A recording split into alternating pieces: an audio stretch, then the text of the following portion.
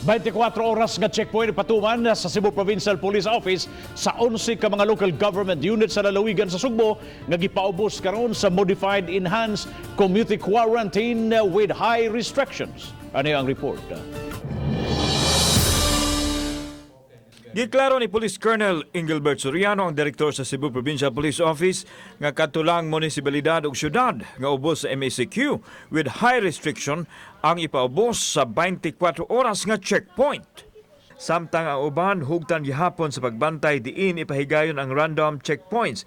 Gipahugtan pa nila ang pagdakop sa mga public transportation nga nakalapas sa executive order ni Governor Juan Garcia. So anytime the governor declares such lockdowns, 100% ang suportahan yan ng CPPO at we'll make sure. Meron kami, as of now, sufficient naman yung number of personnel na meron sa CPPO. Magpatrolya usab sila sa mga dapit nga sagad tapukanan sa mga tao ug pangbadlungon ang wala magsulob og face mask.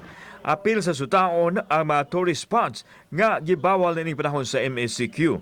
Ay kung wala naman po tayong importanteng lakad, wag na lang po muna. At tulungan po natin yung ating mga kababayan sa probinsya sa Cebu na i-stop itong spread ng COVID-19.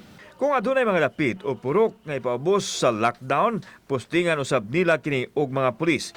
Gidugang ni Soriano nga naka-heightened alert usab sila aron higpit nga mapatuman ang nalatid sa executive order sa gobernador.